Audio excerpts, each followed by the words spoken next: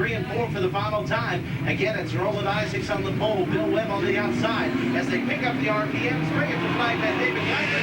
Break us out, and we're underway with the Bluegrass 300. The 1993 running of the Bluegrass 300 is underway, and immediately Carl Wheeler in car number 34 goes sliding across the starting line and down into the infield, and it doesn't look like he's got the engine quite started yet. I believe he may have flooded the engine. We're under caution immediately after only one lap of racing action, and it looks like we might have a restart of the event. That's going to be good news for Brian Bob, who moves his car over in turn number 3. That would not bring out a restart, but Carl Wheeler getting set out here before he can complete the first 2 rows. So that's going to set things up for a complete restart on this field, Frank. According to the Louisville Motor Speedway racing rules, if the entire field does not pass by the first and second turn, then there will be a total restart of the race. So again, it looked like Carl Wheeler failed to complete the first and second turn, so therefore it will be a restart of the event. The Bob Hook safety car pulls back onto the speedway. All right, so we'll pace the cars here momentarily before we'll get an official start here to tonight's big event for our Winston Bush late models. Again, $3,000 and a very nice trophy going to the winner of the Bluegrass 300 here this evening. Second place will take home $2,000 for second place money, and $1,000 will pay for third place, plus a nice trophy as well for the top 3 finishers of tonight's Bluegrass 300. Going to also be giving race fans a chance here in the upcoming future to walk away, or actually drive away as the case may be, with the beautiful Bob Hook pace car here, the official Louisville Speedway pace car. You want to be sure to join us here trackside the next couple of weeks to get signed up for that and be present the night that we have the drawing. And you might be driving away in style that evening in our beautiful Louisville Speedway Bob Hook pace car. Less than a lap and we'll be racing here as the Louisville Motor Speedway official pace car brings the field down the back straightaway. I believe they may go one more lap. We'll wait and see. It looks like track steward Rick Ford is still up in the 4th turn area. So the Bob Hook safety car remains on the back straight area. So apparently something not quite right yet with the lineup, perhaps, as they bring the cars around slowly one more time. They're going to try and check things out. Looks like maybe a piece of debris over there on the back straightaway, not too sure, as the Louisville Speedway track truck comes out to take a scan of things. Well, evidently there's some debris on the racetrack up in the 4th turn area. And the Bob Hook safety truck now pulling down onto the pit road. Our first visitor to pit road, it's the safety truck, and he's headed for the 4th turn area. Again, we'll remind our fans that tonight the race will count caution laps. Normally we do not count it with our 40-lap features here, but tonight's event, caution laps will count with the exception of the last 5 laps. The last 5 laps of the event has to be completed under green flag conditions. The field gets double stacked on the back straightaway, and looks like now they're putting down some oil absorbent down in the 4th turn area, as evidently one of the cars in the starting field coming out of turn number 4 was leaking something. You know, Dean Taylor, it may have been the reason that Carl Wheeler suddenly lost traction here on the front straightaway. That could very well be. As you can see, Mr. Ford there is making that streak quite long there, and it is coming part of the way up. And we expect to get the start of the race underway. Once again, it's very important that all the cars pass by the 1st and 2nd turn area before the race is officially started. All right, the cars are going to pick up the RPMs headed in turns 3 and 4. We'll try this one more time as they come to the start, and the green flag is out. Again, our Bluegrass 300 is underway this evening. And off they go into turns 1 and 2. This time, Richard Hampton spinning out of turn number 4 and down on the inside portion of the front straightaway. He has not gotten across the starting line yet. And it looks like the field will again be perhaps brought under caution. Once again, our 26th starter, Richard Hampton, 25th starter on the field, Richard Hampton, spun coming out of turn number 4, and the race has still not officially been started. All right, so another moment or two here before we officially get the start of this race underway, which tonight counts points not only for Louisville Speedway but for MRA as well. And the field moves down into turns 3 and 4. David Geiger looks them over, and the green flag is out. And the Bluegrass 300 is underway now as the field files past us. A huge field of 26 automobiles move down into turns 1 and 2. On the opening laps, it's Bill Webb in car number 1 who hops out in front of pole sitter Roland Isaacs. He'll lead lap number 1, Dean. And down they come back in. Number 1, it's Bill Webb out in front. Leaders in third. It's a battle for fourth now between Preston Ford and Frank Kimmel. Ford's on the outside. Kimmel's on the inside. Kimmel with the better advantage this time, but Ford's got the fight as he come out of turn 4 and get one. Breaks the middle 12. Preston Ford. Roland Isaacs takes a look to the inside of Bill Webb as they move down the back straightaway. He thinks the better of it, tucks back in line again as it becomes about a 7-car freight train down into turns 3 and 4. Side-by-side racing just outside the top 6. And 7th place running Keith Gardner moves past the inside of Todd Robinson, moving down into turns 1 and 2. Lenny LeGrand moving up along the inside now. Bill Kimmel Jr. as they move down the back straightaway. But Kimmel's going to try the outside lane early in the event, as right now he runs 8th on the field after they complete 4 laps. They're back into turns 1 and 2. All your top cars running into single file right now, although Isaacs looked to the inside of Webb that time down the back straightaway, but thinks the better of it heading into turns 3 and 4. Out of turn 4, down the front straightaway. It's still Webb out in front with Isaacs in second. Lucas is running third. Preston Ford running fourth on the field with Frank Kimmel in fifth. Larry Metters finds himself running sixth. Keith Gardner in 7th place, and Bill Kimmel Jr. is now up to the number 8 spot. Way back at about mid-pack, we find Charlie Glotzback in car number 20, moving up along the outside of car number 39, Ron Phillips, as they cross the start-finish line and move back into turns 1 and 2. Glotzback has found racing room on the outside. He's gotten around Buddy Fannin and Ron Phillips, and he begins chasing down the leaders as they move down into turns 3 and 4. We'll have to see what kind of stuff Glotzback's got. Of course, this is a long race, but he's no stranger for a long race, as he has had such an illustrious Winston Cup racing career. So again, the long race is no stranger to Charlie Glotzback.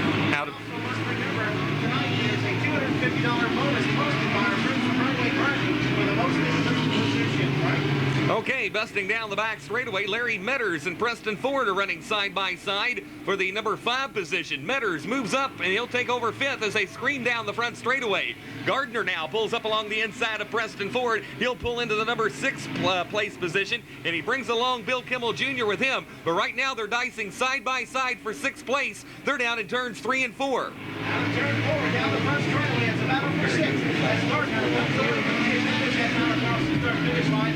Ford is hung up to draw on the outside group as Kimmel takes advantage of the inside, mounts his charge now, taking over 7th place, sending Preston Ford in the number 12 machine back into the number 8 position. Roland Isaacs takes a look to the inside of car number 1, Bill Webb, moving into turns 1 and 2. Isaacs down on the inside of Webb. Webb has the horses on the end of the straightaway, and he's able to lead the pack into turns 3 and 4. They'll come around and pick up the, well, with 288 laps to go, they're back into turns 1 and 2, and it's become 2 distinctively groups of cars, as it looks like the top 5 are bumper to bumper, and then the remaining portion of the top 10 all race together. Good battle there at 6th place between Keith Gardner and the number 69 of Bill Kimmel Jr. after Carl Wheeler in car number 34 has retired back to the pit area. They're down into turns 3 and 4 once again, and those top 5 cars are bumper to bumper, Dean. That's right, they're all stacked up tightly coming down the front straightaway. It's still Webb out in front. He's got a little bit of daylight now between him and number 4, Roland Isaacs. Same amount of daylight between Isaacs and the 3rd place running number 8 of Chuck Winters, but it's a battle for 4th right now between Frank Kimmel on the inside and Larry Metters on the outside. Larry Metters hops to the outside in that Outer Limits Huser Parts Warehouse Racing Chevrolet Camaro on the outside of the Ohio Valley Tire Company right way grinding saw and tool Pontiac of Frank Kimmel. They're down into turns 3 and 4. And it looks like Barry Boone is standing by with Rick Irwin, and Rick was one of the first retirees from the event. Barry, what's the story down there? It's the crew chief on the 90 car, Rick Irwin. Steve, what happened? There's a leak in the oil line where it goes into the oil tank, and we had to tighten up the fitting on it to take the replacement. That's what we have to do. We've got to repair it now. And so that's the story for Rick Irwin, and he's down and away, but many laps behind the race leaders. I'd say about 17 laps behind the race leaders right now as the field shuffles down past us and moves off into turns 1 and 2. Car number 1, Bill Webb of Jeffersonville, Indiana, the race leader. The John Jones GM City, Rocky Sub Pub, and Felker Racing Engine Chevrolet. He'll move in on Seymour, Indiana's Richard Hampton as they move out of turn number 4 and down the front straightaway. Richard, of course, one of the slower cars, one of the backmarkers of the field. Let's remind our fans at home, you are tuned to the race channel 62 WTMT Louisville. You're tuned into live coverage of the Bluegrass 300 live from the Louisville Speedway. Battle for 3rd on the front straightaway, and Larry Metters has found something on the outside lane, and he pulls up side by side with Chuck Winters. He'll have to back off a bit as they're overlapping Richard Hampton at the end of the back straightaway. down into turns 3 and 4. But I tell you what, Dean Taylor, Larry Metters has some race car under him, and I think within the first 20 laps he has shown some good form. We'll see what the remaining 280 laps look like, but Larry Metters looks very strong in the early going. Of course, this race has always been the bridesmaid, never the bride for Larry Metters. Maybe this year will be a different story for him, as he's posting a very good charge right now, running in the number 5 spot. There's 278 laps left in this event. Bill Webb is still out in front of the number 1 machine. Roland Isaacs right behind him in second. Chuck Winters in third. Frank Kimmel in fourth. Larry Metters in fifth, and Bill Kimmel Jr. now running a very close sixth. Trouble down in turns 1 and 2. Minor Lane Heights, Kentucky's Fred Williams, a former 2-time late model track champion from around our area, is spun down in turns 1 and 2, and he has the O'Charlie's Oldsmobile sitting caddy corner down in the first and second turn area. Brian Baum also spinning, and there may be some debris on the racetrack down in the first and second turn. The LMS track officials put the yellow flag out at the with 276 laps remaining in the event. They want to have a look at that first and second turn area.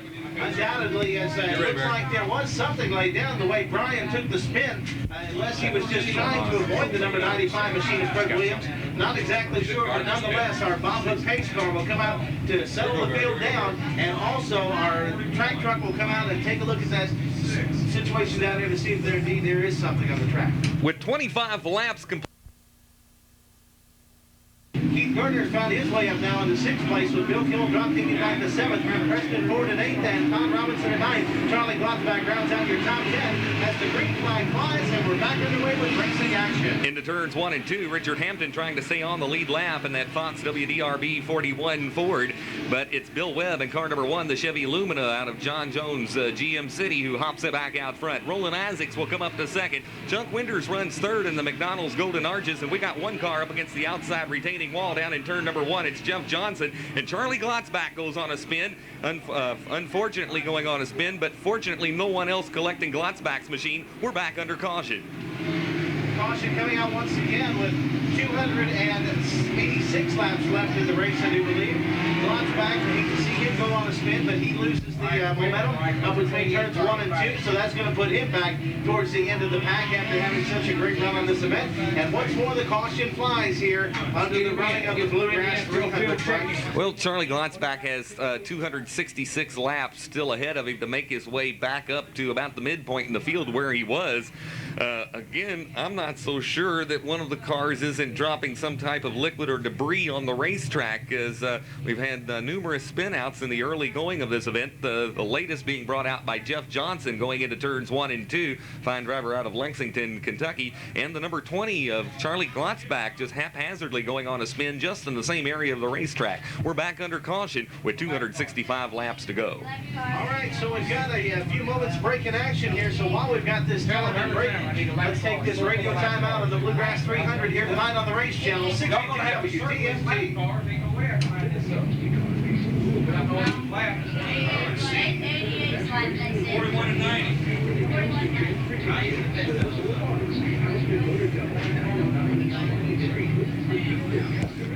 Looks like Crew Chief Marshall Jaggers and the number 90 of Rick Irwin's car down on the pit road. Crew Chief Marshall Jaggers looking under the rear end of the automobile, looking for, again, a possible leakage of grease or oil from that machine. Scott Heinman also on the team checking the car out. And, again, the NASCAR technical inspector, Phil Cavanaugh, inspecting Rick Irwin's number 90 machine for the possible leakage of oil. When you come back, he's got something on God's back. I think he's down there pretty good. Rick, can you give 88 on the jail cell? And it's Bill Webb of Jeffersonville, Indiana, who'll bring them back under green. 260 laps to go in the event, and the field moves down into turns 1 and 2. Roland Isaacs at second, Chuck Winters goes third, Frank Kimmel at fourth. At fifth, it'll be Larry Metters. Sixth to Keith Gardner, running seventh now, Bill Kimmel Jr. And that top bunch of 7 automobiles are bumper to bumper down the front straightaway. Keeping it tightly knit as they head off to turns 1 and 2 down the back straightaway. Webb still out in front with this about a 3-car length advantage over the number 4 of Roland Isaacs. Winters running at second. Kimmel still hanging in there at third. That's Frank Kimmel with Larry Metters right behind him as they work their way around that floor line car, the number 41 of Richard Hampton. fifth. Will Hampton couldn't get back on the lead lap, and he'll drop back in behind the race leaders and become just an obstacle for them to try to avoid as they move down into turns 3 and 4. It's Bill Webb out front in the John Jones GM City sponsored Chevrolet Lumina. Roland Isaacs in the Apex Trailer Services Stouts Pick Pack Racing Chevrolet Camaro runs at second. Car number 8, the McDonald's Golden Arches, shown by Chuck Winders as they move out of turn number 4. And it's the Outer Limits Metal Center Racing Chevrolet Camaro of Larry Metters. And the top 4 cars now move down the back straightaway. The number 68 of Frank Kimmel getting shifted back to 5th place, but now he'll dive down low on Larry Metters as they exit turn number 4. Battle for the lead, and it's Roland Isaacs as he goes to work on Bill Webb. Trouble is, Chuck Winders is going to work on Roland Isaacs, Dean Taylor. That's right. He had just gotten to the inside of Webb with Webb shutting down.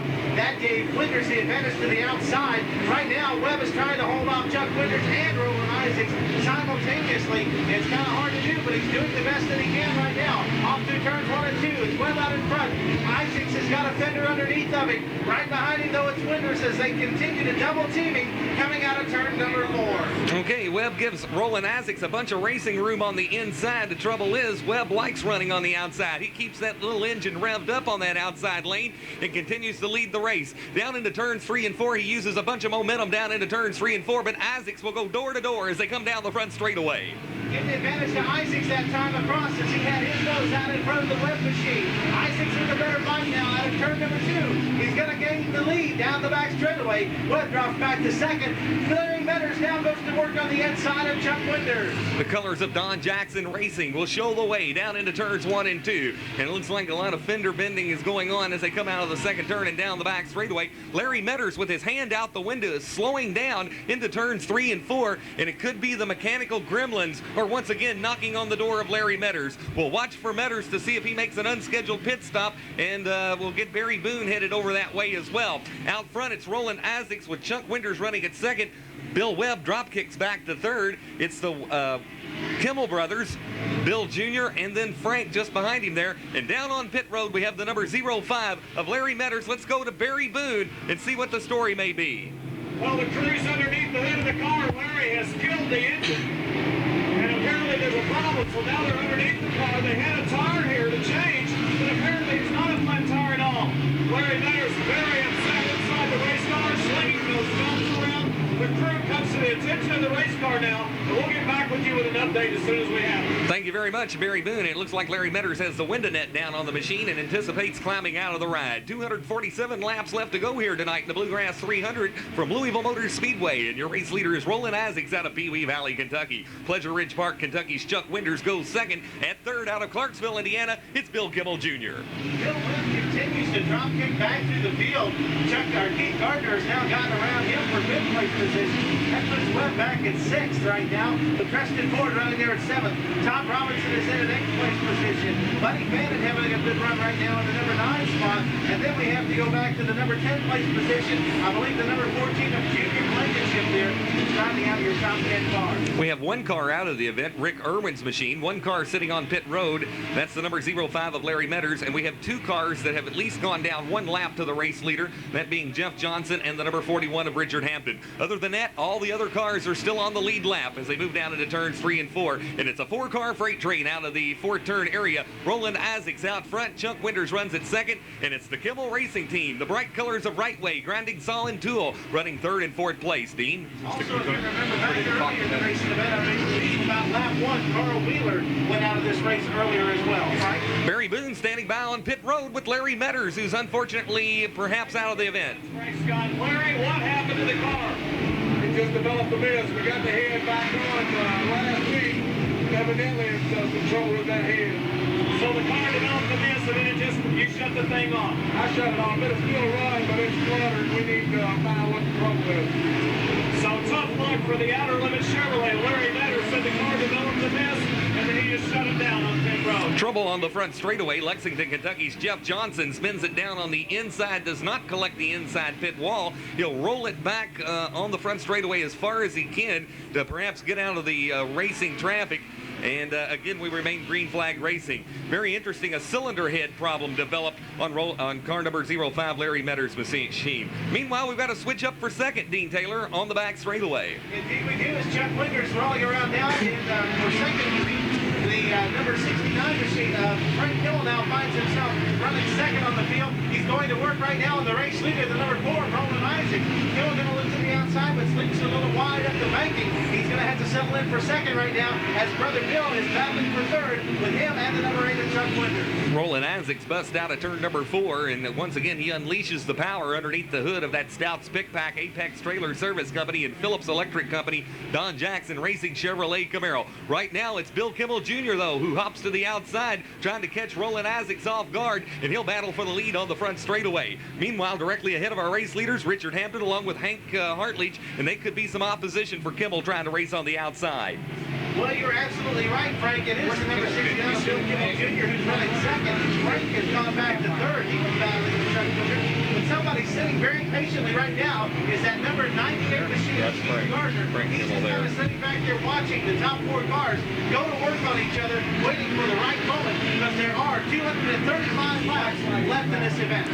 Okay, car number 69, Bill Kimmel Jr. gives a tap to Roland Isaac Chevrolet Camaro. They remain running 1-2. Now here comes Frank Kimmel, Arca Star, on the outside of Bill Kimmel Jr., his older brother, and now hops to the outside of Roland Isaacs to battle for the lead. So the Kimmel brothers have been swapping the second place position, taking turns on trying to rattle Roland Isaacs' lead away. As they hop down the back straightaway, Frankie Kimmel hops to the outside of Isaacs, and they move in behind Hank Hartleach down on the low side. They're going to have to go almost 3 abreast as they come down the front straightaway, Dean. Well, it's hard to rattle Roland with those shades on, but Roland Isaacs right now with the lead as they head off down to turn number 2.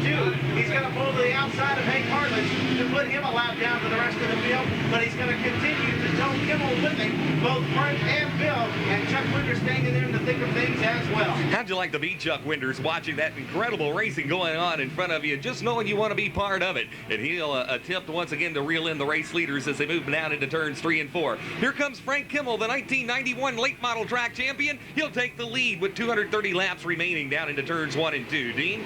So your new leader with that lap down in the books is the number 68 of Frank Kimmel. He powers it down the back straightaway, sweeps a little high up the banking, but still manages to get the light to keep the advantage over Isaacs. As Isaac drop kicks back to second, Bill Kimmel Jr. now going to go to the work on the outside of the number 4 Don Jackson machine. Big-time racing star Frank Kimmel out of Jeffersonville, Indiana, is in command of the Bluegrass 300, and Barry Boone is standing by with crew chief Terry Shirley on Frank Kimmel's machine. Thank you very much, Frank. Scott, I'm with Gary Shirley. Gary, man, the cars are and what do you see from your vantage point? How's the car working for you? Well, it looks real good right now. He's going at an easy pace, but he's running laps like he qualified. But we'll see how things shake out here. He's driving his own race right now. Driving his own race are the words of Gary Shirley, but they all look like it could be the last lap of the Bluegrass 300. And now back to you in the tower. Well, let's hope it isn't, and I know Bill Kimmel Sr. has to, right now, is a very proud papa as he has both of his sons running first and second place in the Bluegrass 300. They'll whip it out of turn number 4 and around the outside of Shannon Carroll. They'll blast around the only Ford-powered Thunderbird in the field as they move back into turns 1 and 2. Chuck Winters has just been playing his cards, and he's been playing them right. Right now, he's at third place, setting along at his own pace as he moves down into turns 3 and 4. And now the brothers are battling for the lead, Dean. That's right. They're going into turns 1 and 2. It's going to be Bill on the inside, Frank on the outside. They're going to have to try and calm down, though, as there's still a lot of race left. In fact, we still got to keep an eye out for that halfway point, as the folks from Right Way Grinding Solid Tool have posted that bonus for the halfway leader. Wouldn't it be great for Frank Kimmel to take a little extra of Dave Embry's money home tonight? Tough break for Richard Hampton in car number 41. It looks like that he has pulled down pit road in the wrong direction, so I would assume that he has had major problems on the WDRB Fox 41 Racing Ford. The race leaders move out of turn number 2 and down the back straightaway, and it's still Kimmel and Kimmel running 1 and 2 as they move down into turns 3 and 4. Let's go to Barry Boone. Maybe he'll have a story with us. No, let's see. NASCAR officials talking with Barry. Let's go to Barry with the story on the 41 machine. Scott, at this point, all we know is there are fluids leaking from the Richard Hampton machine, and Richard's very frustrated, giving him a drink of cool water. But nonetheless, he's done for the day, without a doubt. In fact, to you. Thank you very much, Barry Boone. So with 220 laps remaining in the Bluegrass 300, it's Frank Kimmel, the 1990 late model track champion, the STP Prestone ARCA Rookie of the Year last season, and now challenged by older brother Bill Kimmel Jr. as they move out of turn number 4. Down the front straightaway, Frank's able to turn Bill back, but they're side by side in front of the Winston Suite down in turns 1 and 2. Can't imagine any simply rivalry between these two. Just pure competition as they're side by side headed into turns 3 and 4. Down the front straightaway, the number 68 machine still with the advantage as they come across. 218 laps left in this event. The Bluegrass 300 for you right here tonight on the Race Channel 62 WTMT. It's a 3-car freight train out of turn number 4 with Frank Kimmel and the number 68 Pontiac out front. Running second, it's Bill Kimmel Jr. Going third, it's the number 8 machine of Chuck Winders. At fourth, it's Roland Isaacs, the early race leader of this event. And the number 98, Keith Gardner, is running at 5th place, and only about a quarter lap separate the top 5 cars as they cross the start-finish line and down into turns 1 and 2. Still sitting outside the top 5, the number 1 of Bill Webb. He's at 6th, 7th now to Todd Robinson, 8th to Buddy Fannin, 9th to the number 12 of Preston Ford, and rounding out the top 10, charging Charlie Glotzback. All those cars are still on the lead lap. It's amazing. Charlie has made up a lot of ground, so apparently the Smith did not take anything away from his racing machine as he was relegated to the tail of the field of that last green flag start. He's now made his way back up to the top 10, so Glotzback continues to show that he is an awesome force. Okay, and it looks like Barry Boone is standing by with the Webb Motorsports team. Barry Boone, what's the story from the crews from Jeffersonville, Indiana? I am with the crew chief on the Bill Webb machine, who's running awfully strong early, but what's going on with the car? It appears to be backing up. Well, actually, if you look at my problem, the same way right now. The car runs a little slower, but everybody else is slowing down to our pace, so it's okay. Okay, so that's the word from the Webb machine. Said he's turning the same laps that he qualified, but everyone else has picked the pace up, so he looks to be backing up. Back to you, Propel. Well, Bill Webb's probably doing the smart thing, pacing himself, because they have just a little over 200 laps to go here tonight.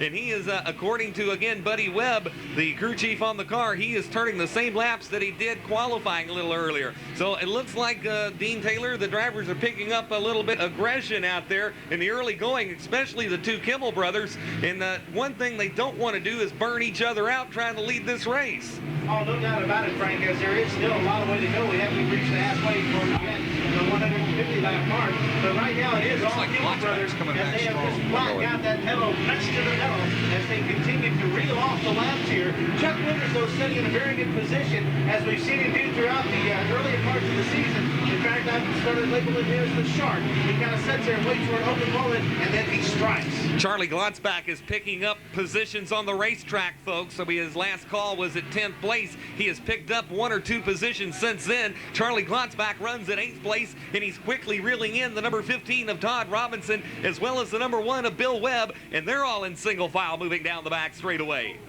Also, though, but look at the advantages. Kimmels, they are just a few car lengths behind Charlie Glotzback, so they are quickly lapping their way around this field. In fact, some of the top 10 cars are going to be running in the top 10, but a lap down. Okay, and the race leader now scoots to the outside of Joe Williamson in car number 11, moving down into turns 3 and 4. And Joe Williamson would like to stay on the lead lap of this event if he could, but it's Frank Kimmel who hops to the outside of him. Lenny Legrand directly ahead of both of those machines as they move out of turn number 2. Legrand momentarily holds up Frank Kimmel's progress. There must be oil on the back straightaway. Kimmel sliding. Dean Donahoe is stopped in the middle of the back straightaway. And once again, all this action happening just before the race leaders were trying to get around Joe Williamson on the back straightaway. Once again, there could be some type of fluid or something on the racetrack on the back straightaway as we saw Frank Kimmel begin slipping and sliding through it there, and Dean Donahoe's car coming to a stop. But very wisely, the red flag coming out. The red flag coming out here as the cars set up with a very precarious position as Dean Donahoe was setting smack dab in the middle of the back straightaway. Okay, car number 4, Roland Isaacs, rolls to a stop. The number 1 of Bill Webb also comes to a stop. Shannon Carroll has been in for about a lap or so. He is now pulling away, and it looks like the LMS track officials will be closing down pit road here momentarily. We're still under a red flag racing situation, Dean. All right, so while we've got a lot of action going on everywhere around, let's go ahead and take a radio timeout on our coverage of the Bluegrass 300 here on the Race Channel, 62 WGMT. We're still working on this car up here, Gary. Do general tire Joe Strong. Well, because we're not back in the green or costing either one. Green flag racing, the laps won't be counted till we go back green flag racing. And right now they've opened up pit road for the cars to make their stops. Charlie Glotzback rolls down on pit road. Looks like Barry Boone has the story as well. Let's go to Barry and see what we can find out. Thank you very much, Frank Scott. Right side rubber and fuel for Bill Webb in the one machine. The Glotzback entry looks to be going for right side tires and fuel as well. But the real story is on our pole sitter tonight. Roland Isaacs, car number 4, with a bad knock in the engine. It's the only way I know how to describe it. It sounded like bottom end in the car. And they almost went under the hood, but I think they knew it was terminal. So right now, Roland Isaacs is out there under the caution, knowing that the fuse is lit on that machine. Potential hand grenade on Roland Isaac's machine as the field rolls down the front straightaway. The Bob Hook safety car will be once again picking him up. 205 laps left to go here tonight at Louisville Motor Speedway. Charlie Glotzback still sitting on pit road, and once again he'll remain on the lead lap so long as the number 20 machine can get back out onto the speedway before the field comes back around. The Eddie Holman team looking over. They're talking with Charlie right now. Someone swinging a jack around, and it looks like Barry Boone. What's the story on Glotzback? Okay, thanks once again. All kinds of trouble for the House of Color, Taylor's House of Color Chevrolet. Charging Charlie Glotzback with a problem on the right front wheel with the lug nuts, and then the jack. Charlie let the car roll about 3 or 4 inches. The jack turned. They almost didn't get the jack out of the car. Don't think they ever changed the right front tire. I tell you what, all kinds of trouble for the Taylor's House of Color Chevrolet. Well, the deal is, though, he remains on the lead lap after pulling out of the pit area. And again, they may have to wait till some other time to check that right front on Glotzback's machine. Larry Metters has the hood back down, and the Outer Limits number 05 pulls back into the lineup. Several laps down to the field, though, I'm afraid. All right, so again, a few moments here before we head back to green flag. Right now, the number 68 machine is still out in front on the lead lap. The number 68 of Frank Kimmel. Bill Kimmel Jr. is running second. Chuck Winters in third. Roland Isaacs in fourth. And Keith Gardner being listed as fifth on the field. There are 205 laps remaining in this event. 95 laps down in our Bluegrass 300. Bill Webb's back on pit road once again as the field signaled 1 to go to the green. And it looks like the Webb Motorsports team is going to work on the number 1 machine. Barry Boone? Who knows about pit strategy, but it may be good business to go with left side rubber here under this caution at lap 195. And also a problem on the 05. We heard a bad miss in that car, maybe even a knock, who knows, but Metters is continuing under his own power. And yes, we confirm they did not change the right side tires on Charlie Glotzback. Back to you. Bill Webb's got 4 fresh tennis shoes with 205 laps left to go in the Bluegrass 300. Frank Kimmel will lead the field down the back straightaway with the number 69 of Bill Kimmel Jr. running at second. Webb, as we said before, has 4 fresh tires, but he's on the tail of the lead lap right now. Out of turn number 4, it's Kimmel and Sons down the front straightaway and into turns 1 and 2, and I think Bill Kimmel Jr. wants to lead a while, Dean. I'll tell you what, those two are going hard at each other as they are side by side down to turns 3 and 4. You see Larry Metters has pulled his machine back into the rear pit area, so apparently still troubles on the Larry Metters racing machine. 203 laps left in this event. It's still Brothers Kimmel duking it out down the back straightaway. Into turns 3 and 4, and it's Frank Kimmel out front by only about a quarter panel right now over Bill Kimmel Jr., and they're bumper to bumper as they come past us back into turns 1 and 2. Chuck Winters remains as the 3rd place running car. The number 98 of Keith Gardner up to 4th.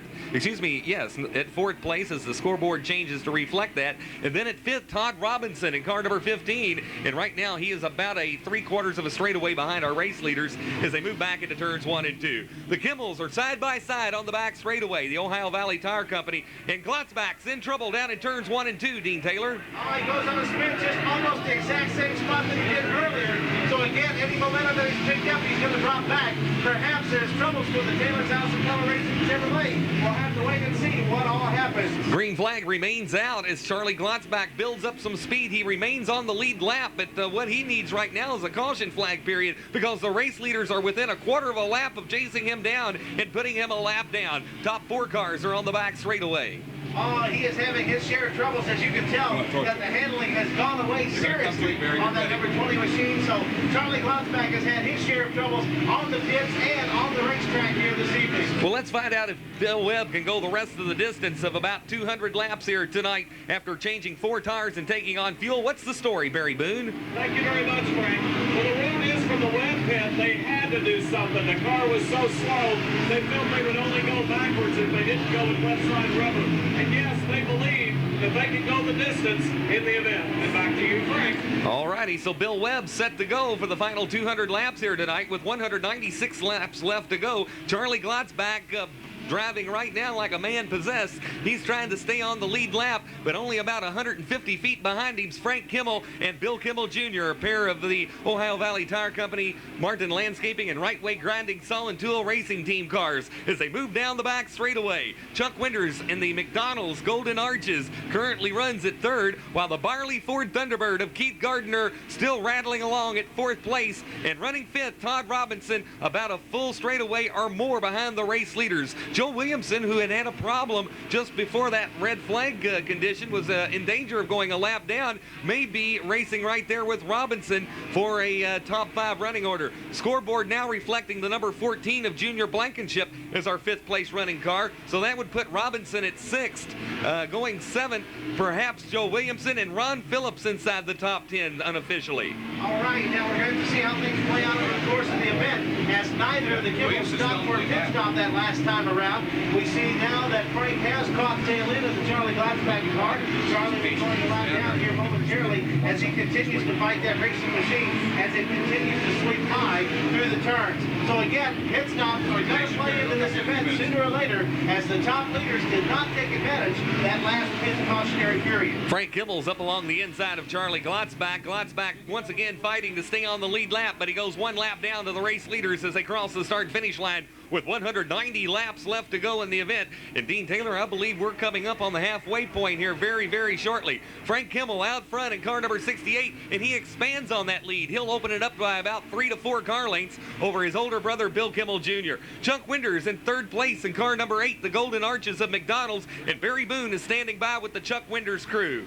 Thank you. It's either one of the most patient drivers at the Speedway, or he's doing all he's got. It's Chuck Winters got anything for those Kimmel boys up front. Oh yeah, we're just running a consistent pace, just trying to stay in a nice groove.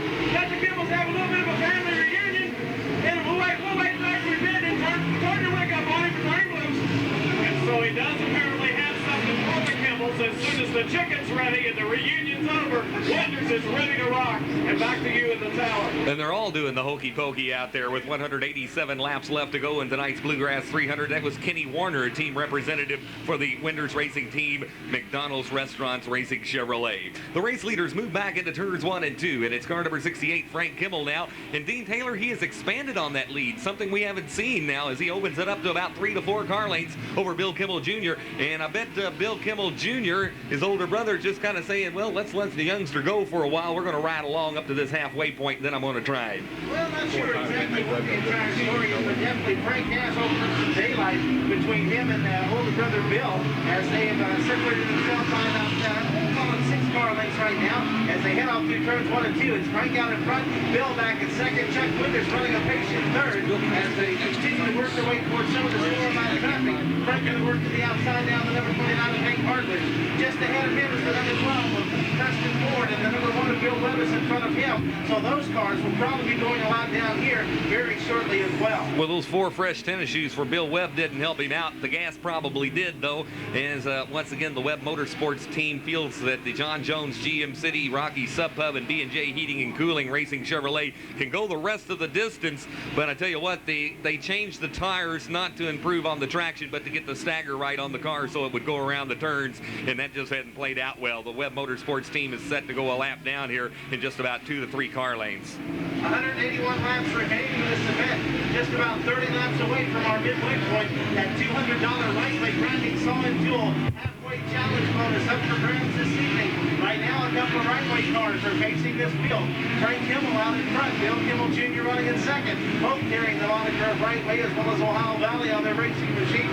The two almost identical cars look like clones headed down the front straightaway. And they got Chuck Winders once again back on their back bumper again as they begin to group up to the inside of Bill Webb to put him one lap down as they move down the back straightaway and into turns 3 and 4. Directly ahead of our race leaders, we find the cars of Buddy Fannin, the number 7, the number 39 of Ron Phillips, and Todd Robinson, all once again battling to stay on the lead lap. Dean Taylor, anytime you give these Kimmel bunch 50 or 60 or so laps, they begin lapping some of the top running cars in the field, at least getting close to lapping them before they see some type of caution or red flag period. Once again, in their sights, they have Ron Phillips and Buddy Fannin, who are right now side by side on the back straightaway, trying to remain on the lead lap, but the Kimmel crew has it all together as they move down into turns 3 and 4. Well, racing strategy is always a mystery to us, and sometimes a mystery to the drivers themselves.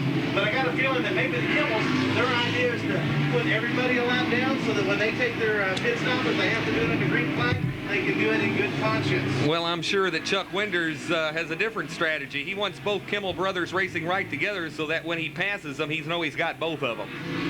He definitely wants to get in the family reunion photos as they head down the back straightaway. It's still that trio right together as they put Ron Phillips a lap down in this event. They're going to go to work now with the Buddy Fannin machine and Todd Robinson. Those two cars just a few lengths ahead of them as they continue to lap the field furiously tonight here in the Bluegrass 300. Well, how does it feel from the Bill Kimmel Jr. Pit crew area? We'll find out. Let's go to Barry Boone, who's standing by with the Clarksville drivers team. Well, Frank and Dean, I'll tell you what, I asked them, is it going to be 2 tires or 4 and fuel or what? And they said brakes, and that was the only word, and they didn't want to go into it. But apparently there's a brake problem or an overheated brake condition on the Bill Kimmel machine. We'll need to keep an eye on that story. Now back to you with the tally. Well, it sounds like the annual problem Bill Kimmel Jr. has in this event, as he had hub problems about, I think, in last year's event, which sidelined him, and he was a top runner then as well.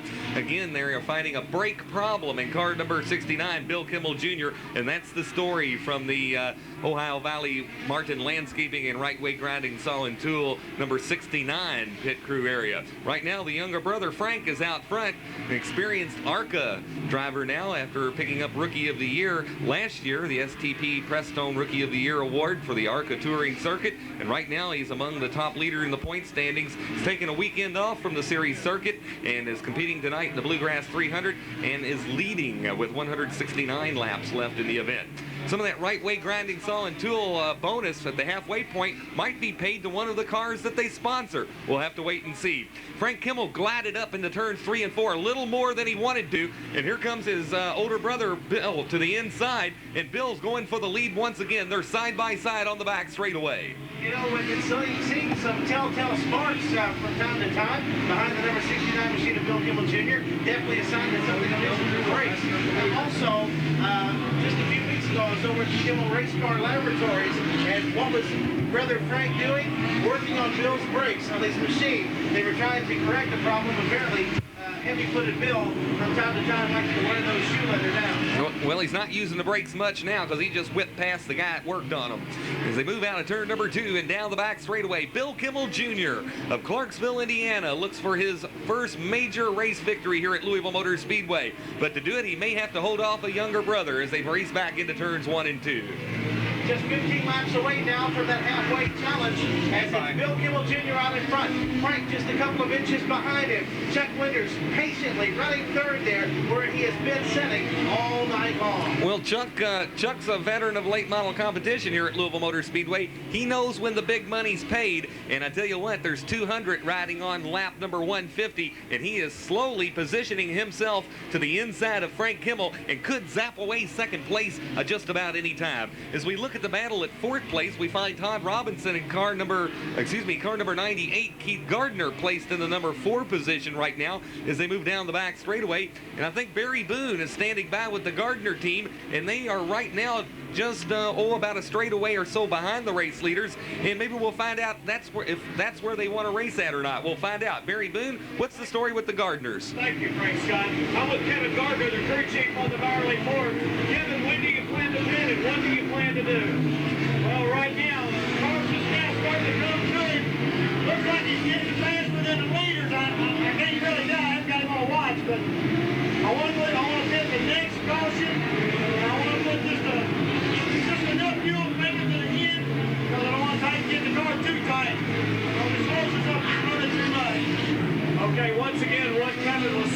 that the car has been too tight, but it's starting to come to Keith Gardner right now.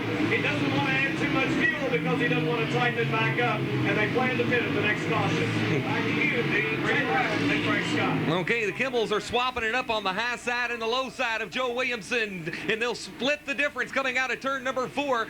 Chuck Winters benefits by all that, and Bill Kimmel Jr. doesn't, as he was on the outside, third man out, and really had to let out of the gas. And I can't believe how aggressive they're going with only 8 laps to go to the halfway point of this race. This is phenomenal, Dean. Oh, it was definitely a Joe Williamson sandwich, as he had one Kimmel to the left of him, one Kimmel to the right, and there was Chuck Winters sitting behind Frank, and that was the right place to be, as Frank is in the lead right now, but Chuck Winters is running a very close second, and you are absolutely correct. These two are going at it as if they were on the white flag lap. Well, I tell you what, and I think I called the mark just a few laps ago that Chuck Winters knows when the bonuses are paid, and he's putting himself in potentially to take away the lead from Frank Kimmel as they run bumper to bumper down into turns 1 and 2. Bill Kimmel Jr. really had to let out of the gas as he was the third man out and really had to back off. It was either back off or hit the wall. He backed off and lost about 10 car lengths on the 2 race leaders.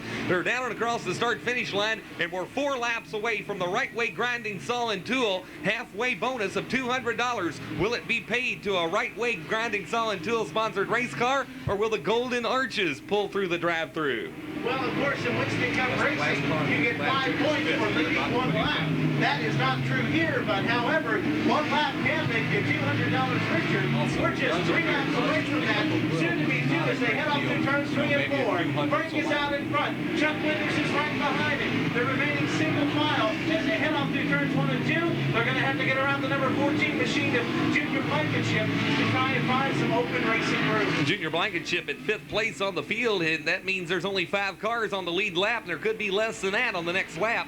It's Frank Kimmel to the outside of Junior Blankenship, 5th place running car, and he's 1 lap down to the race leaders. That puts 4 cars on the lead lap. Car number 98, Keith Gardner, runs at 4th, and he's right now about a full straightaway behind our race leaders. Top 3 cars run bumper to bumper out of turn number 4, and they're down the front straightaway.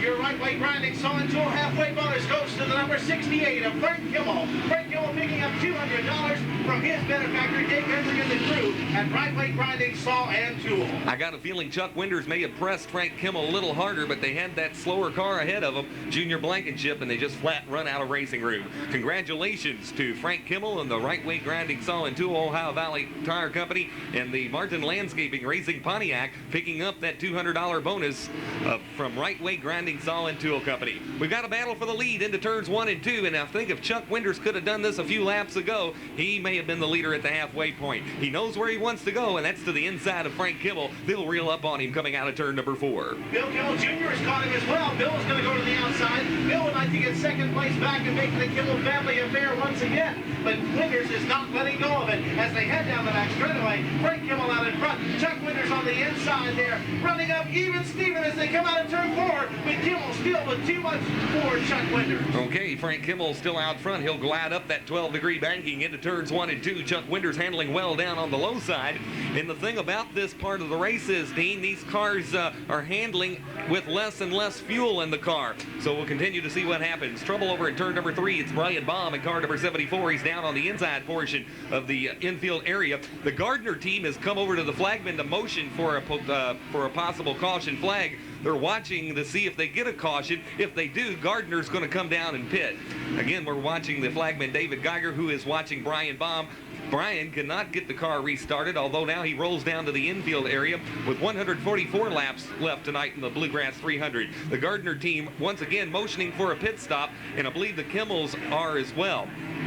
Brian backs it up to the infield, so we will remain under green flag racing. The Gardner bunch is definitely dejected, wanting, seriously needing a yellow flag situation, but they are not going to get it as Brian Baum gets his machine back out on the raceway and back underway in the Bluegrass 300. Top 4 cars all on the lead lap, but they have all yet to make their pit stops, and they're all waiting for a caution flag period. The pass for the lead may not be made on the racetrack. It might be made on pit road if these pit stops occur during the green flag racing conditions. We'll wait to find out, but it's Frank Kimmel of Jeffersonville, Indiana, the race leader down into turns 3 and 4, and Chuck Winders is once again right there on his back bumper. Yeah, Winders running in second. Bill Kimmel Jr. running in third right now. Fourth is being held down by that number 98 Byerly Ford Racing Team of Pete Gardner and the number 14 of Junior Blankenship being listed on our listed board in fifth place position. Let's go to Barry Boone. He's standing by with Jeff Johnson of Lexington, Kentucky, a retiree from the race. Thank you very much. Jeff is certainly not well at the moment. The car's not well either. He's lost rear end, so that's put the car out of the race. But it was done too soon for Jeff Johnson. Very fatigued, very hot, almost sick. This driver needed a break, and we've got one, and we've got a spin now. We're pulling in turn 4. Trouble up in turn number 4, and it was the number 14 of Junior Blankenship, our 5th place running car, and Buddy Fannin in car number 7 who had tangled. Battle for the lead. Winders will take the lead with 137 laps left to go in the event. The number 69 of Bill Kimmel Jr. moves into second. At third, it's Frank Kimmel, who let way out of the gas for the dust cloud up in the 4th turn area, and Junior Blankenship is sitting on the inside apron of the 4th turn. The yellow flag is out. Yellow flag coming out with 136 laps left in the event, and we'll watch for the pit stops now that are sure to come for our race leaders as all 4 cars on the lead lap. Chuck Winders, the 69 of Bill Kimmel Jr., Frank Kimmel, and Keith Gardner have yet to make their pit stops, and they might be doing so under this caution flag period.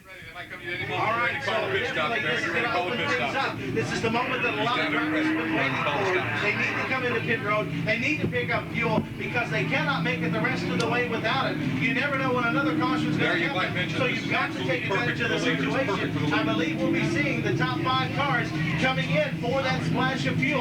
Chuck Winders is in front. Frank Kimmel is, or Bill Kimmel Jr. is running second. Chuck Winders is in the pits. Bill Kimmel Jr. is in the pits. Frank Kimmel in the pits. Keith Gardner and the 5th place running number 11 of Joe Williamson Sr. being listed as 5th now in the pits as well. Okay, let's go to Barry Boone. He's down on pit road with the race leaders. Let's see what happens here. Barry Boone. Well, at the moment, Chuck Winders, who's been real patient and probably been saving brakes as well, idles into the pit. It may be fuel only. Don't believe there's going to be a tire change on the Winders McDonald Chevrolet. The same is true for the 69. Bill Kimmel, Frank Kimmel, fuel only as well. Bill Kimmel, fuel only. The 8th machine of Winders exits the pits. Here's Gardner now as he makes his way down pit road. Almost killed the engine, and he's back under power and heading down the front straightaway. All the leaders have been in. Very few opted for tires, and it may be now that Bill Webb and some of the drivers that pitted enter about, and Webb too. Bill Webb is back in his pit area. Right side tires for Bill Webb. Okay, and it looks... 59 machine, the Portland Recycling Oldsmobile of Ron Phillips now. He exits the pit area.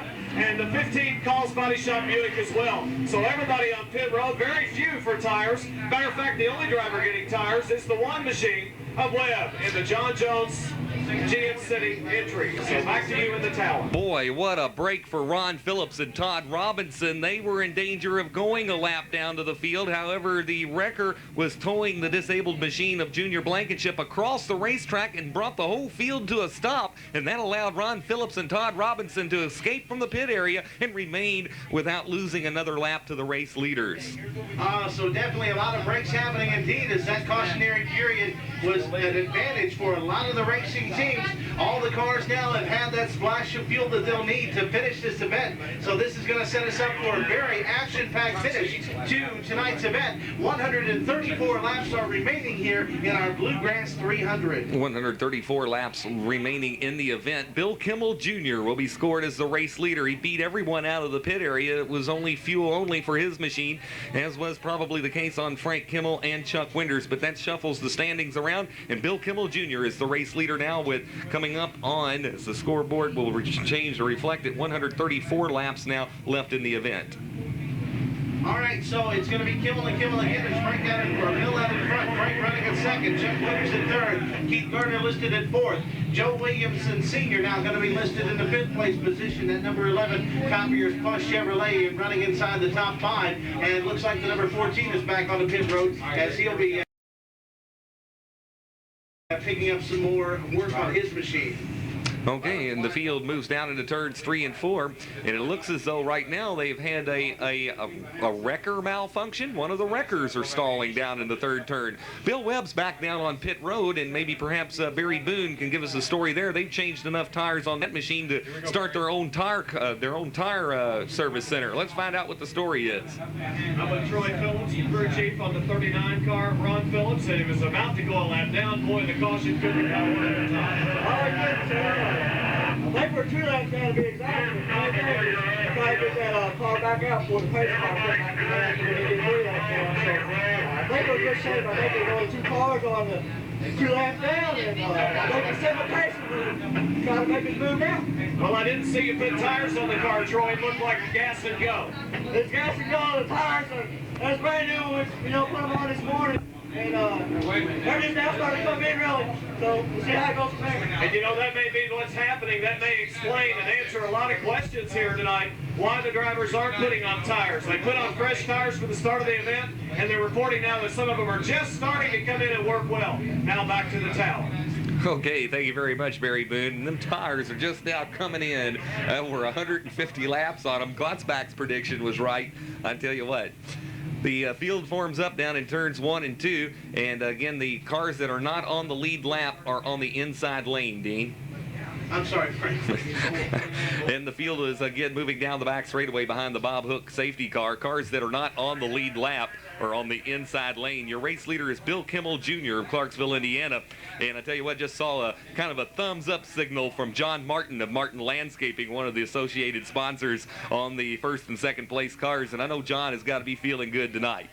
Bill Webb back on pit road once again. Apparently some kind of trouble on his machine. Well, they're going to jack the car up one more time, so not sure if they're going to put more rubber on that car or not. But as you correctly pointed out, they've already changed enough rubber to open their own tire store down there. Again, we'll see if we can't get Barry Boone down there to find out some information on just what is going on with the Bill Webb Racing teams. Well, I'll tell you what, Dean. It's a situation where they're not experiencing tire failure, but they want to put the right size tires on it to, again, it affects the handling of the car. They want to get around these turns faster than they have been, and again, they are to get the stagger right on the tires. The different size tires make a world of difference on a race car. The only thing is he's turning laps under caution, not under race speed. How could he know he needs to change tires? I'm not sure what proves him, but don't way in the back. So he's got something. He's ready. Pace car should be pulling into the field. I believe Barry Boone is standing by with a report. Let's go to one more report from Barry Boone. He's down at the end of pit road. Well, I tell you, just had kind of what they call in Winston Cup a brush by, and the Webb machine almost run me over. I was out in the middle of pit road. Yeah. I'm recovering. How about you, Junior Blankenship? You look like a hot tar driver. You know, start 18. No, get road going. My car get a little slower. The race ever started in gravel. Hey, buddy, driving good side. Just good place. Hey, yeah. Never had a problem Explain it, buddy. So that's the story from Junior Blankenship. And you should see these drivers, ladies and gentlemen. I wish you could see the faces on the drivers as they climb out of the cars. You think they're not working. I got a story for you. They're working real hard, and they're hot and real tired. And we've still got some racing to do here tonight. Now back to you in the tower. Okay, Barry Boone, you better stay away from those race cars when they roll down pit road, or we're going to have a hot, tired Barry Boone squashed on pit road here. As he's, it's a very important race, a lot of money on the line here, but it looks like all the routine stops among the race leaders have been completed, and we're ready for the exciting conclusion in 130 laps of this Bluegrass 300. That's right, 130 laps remaining as the field coming to a stop here on the front straightaway for a moment. Not sure what's going on, as I believe they're going to realign some of the field, some of the cars out of line here. And let me tell the folks at home, you are tuned to the race channel. This is 62 WTMT Louisville, and you're tuned to the live call of the Bluegrass 300 this evening on Kentuckiana's Race Channel. Racing action here very shortly. One crew member hops out of the way of the Webb Motorsports entry. It hops back onto the front straightaway and remains on at least only one lap down. The green flag is back out here tonight at Louisville Motor Speedway, and it's Bill Kimmel Jr., the race leader, into turns 1 and 2. Kimmel with the advantage down the back straightaway, about 3 car lengths now over Brother Frank, and Chuck Winter's still right in there in third place. Being listed as 4th on our field is the number 90 Keith Gardner, and the number 11 of Joey Williamson Sr. shown as running fifth to the field here in this Bluegrass 300. There's been times during 1993 that the Bill Kimmel Jr. has looked strong and Frank Kimmel has looked strong, but I've never seen them run this strong together on the same night. And that's the Kimmel factor as they move back into turns 1 and 2. 124 laps to go, and Chuck Winters biding his time at third place. Got to give a call to the number 98 of Keith Gardner, and there's trouble on our race leader, Bill Kimmel Jr. He swings wide into turns 3 and 4, and not only does he give up the lead, he's slowing down here on the front straightaway, and my guess is the brakes are out in the car. A good possibility, although the car just lunged to a sudden stop. So I believe there's some kind of other mechanical problem on the Bill Kimmel racing machine. He does not go down the pit road. He's still moving along the outside. But right now, it's Frank taking over the lead. Chuck Winters running there at second, very close. That now brings Keith Gardner up into third place. Okay, and Bill Kimmel Jr. takes the car behind the wall. He's out of the race, and evidently it must be major engine problems on the number 69 of Bill Kimmel Jr.'s machine. Bill Webb is also pulled off onto the side on the pit road, and the problems look like maybe terminal on the Webb Motorsports entry. Dean, we've got a battle for the lead again down into turns 1 and 2. And a whale of a battle it is. Out through turns 1 and 2. It's Winters on the inside. Frank Kimmel on the outside. Kimmel still with the advantage down the back straightaway. They're going to pull it up even Steven midway through the turn. Give the advantage to Winters, your new race leader, with 119 laps left to go. The 1989 late model track champion, Chuck Winters, racing the 1990 late model track champion of Frank Kimmel right there, and the two-time defending late model track champion of Keith Gardner runs at third place. Once a champion, always a champion here at Louisville Motor Speedway. And as we talked about in our pre-race program, that one of the top dogs would be up near the front of the field in this week's running of the Bluegrass 300, and I tell you what, that prediction holds true. A bit of a bumper check to Winters from Kimmel as they come across that last time. Winters regains the handle and continues to polish the McDonald's Chevrolet out in front. There's 117 laps left in this event. It's the number 8 McDonald's racing machine out in front. Frank Kimmel running second in the Ohio Valley Tire Racing driving Solid Tool Racing late model. Keith Gardner has pulled up into third place now. He is about 15 car lengths behind your top running duo. I tell you what now, don't leave out Keith Gardner. He has waited patiently. He has paced himself. And the number 98 Barley Ford Thunderbird is moving in on the race leaders at the precise time he wants to as we approach the final 100 laps here tonight in the Bluegrass 300. Chuck Winters has also raced a very patient race. He has paced himself, and he is finding himself in the lead now with 114 laps left in the race. Could it be the patient that come out on top tonight? We'll find out in 113 laps. It's still a two-car shootout down the front straightaway. Winters out in front. Kimmel relegating to second now as Keith Gardner continues to reel in the top-running duo down the back straightaway. He's narrowed the margin to about 11 car lengths now. I believe Barry Boone standing by with the report, Frank. Let's go to Barry Boone. He's down in the pit area. I wish I could tell you more, but we don't know what the story is on the Kimmel car. No, it's just they parked it, and the crew has no idea what went wrong. So I can't tell you that, but the Phillips crew is extremely excited. They are on the leaderboard now. They're running in the fifth position. This is where they finished last year, and the 39 cars looking to finish better than they did last year. Now back to you. Okay, so there you have it. The Ron Phillips in the Portland Recycling Racing Oldsmobile is in the number 5 position. Although he may not be on the lead lap, he is within striking distance, and anything can happen with 110 laps left to go in this Bluegrass 300, and Ron Phillips might find himself right back in the thick of things. You never can tell. Good run for Joe Williamson tonight. He's currently at 4th place. Again, not on the lead lap, but if anything should happen to our top 3 cars, these 2 drivers could be right in the thick of things. Joe Williamson and the number 39 of Ron Phillips as they move back into turns 1 and 2. That's where the battle is right now. It's a battle for 4th place as Williamson's on the inside. Phillips is on the outside. They're door handle to door handle coming through turns 3 and 4. Phillips with the better bite out of the turn. He'll take over 4th place. Joe Williamson, senior, now drops back to 5th. So we're watching the battle for 4th and 5th place as they move down the back straightaway. Now the scoreboard posting up the number 15 of Todd Robinson in the number 5 position. And that leaves a question as to where the positioning may be on Ron Phillips as he has gotten around Joe Williamson into turns 1 and 2. And now the word from the LMS scoring and timing, Ron Phillips is 2 laps down to the race leaders. So this pass on the track is not for positioning official positioning. However, Ron Phillips is that much closer to getting at least another lap back on Joe Williamson. They're down the back straightaway and into turns 3 and 4. Meanwhile, we'll check with the race leaders. Dean Taylor has them on the back straightaway. Down the back straightaway is Chuck Winters with open daylight. He's going to be coming upon 3 slower lap cars right now. Preston Ford going to swing wide and let him pass on through. Very courteous move on his part. Now they're going to come up on the back bumper of the double zeros of Dean Donahoe. Dean has been hanging in there all evening. This is his first 300 lap event of his career, the longest event for him. Winters is going to swing to the inside as he'll make it around the LensCrafters racing machine. And Frank Kimmel's going to swing in right behind Winters as they head off down the back straightaway. Todd Robinson now also set to go a lap down. Another lap down to the race leaders, Todd Robinson in car number 15. He'll swing to the outside. Winters ducks underneath him, and he puts Robinson at least another lap down. 102 laps left in the running of the Bluegrass 300 here tonight at Louisville Motor Speedway, as the LMS track stewards right now throwing rosin out onto the racetrack to help dry up the racing surface on these longer distance races. Dean, you know, they pack the rosin up and the oil absorbent up into plastic bags before the race starts, and then they throw them out onto the turns to help improve the racing conditions. Well, the interesting turn of events is the drivers, I'm sure, will welcome that. There's 100 laps left to go. We're 200 laps down this event. Chuck Winters has opened up a commanding lead right now over the number 68 machine of Frank Kimmel. Okay, and I believe Barry Boone is standing by with the pit crew for the 5th place running of Todd Robinson. Let's turn it down to Barry and see what he's got. Jim Robinson, the crew chief on the Todd Robinson Cars Body Shop Buick. Tell me, how's the car handling?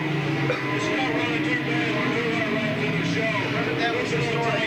Turn it down, it's distorted. About normal. Yeah, he said it was pushing in the middle of the turn and it was loose coming out. And now back to you, Frank Scott and Dean Taylor. Okay, thank you very much, Barry Boone, and a word from Jim Robinson, the crew chief on Todd Robinson's 5th place running automobile right now. The race leaders moving down the back straightaway, and Chuck Winters takes over the number 1 position and has opened it up. I haven't seen a lead of this distance throughout the first part of the race, Dean, and Chuck Winters is looking stronger and stronger as the race progresses. Well, perhaps Big Kenny was correct in his observation earlier that Chuck was just waiting for the right time, and he had plenty of wick to turn up to put some distance between himself and the Kimmel race car bunch. Indeed he has, as he has opened up about a 15-car length lead right now, almost half the straightaway between himself and the number 68 of Frank Kimmel. A lot of credit going out to Dave Comer, the car owner and veteran late model driver here at Louisville Motor Speedway. Turned the controls over to Chuck Winters for the 1993 racing season. And David and Nancy Comer, the car owners, I know Dave has really turned the wrenches on this car, and Chuck Winters really wanted to come away with a big victory for Dave this year. They're not running where they want to be in the point standings, but maybe Chuck can come away with a major race victory for Dave in 1993. It looks very good right now for the McDonald Chevrolet as he continues to dominate this event. But slowly regaining ground is Frank Kimmel. Not to be counted out is that Ohio Valley right-way grinding racing machine. Well, Barry Boone is standing by with Terry Shirley and the Frank Kimmel racing team, the car running in 2nd place. Let's get their story. Well, it has to be an experienced driver in longer events. Tony Larkin could have been him tonight.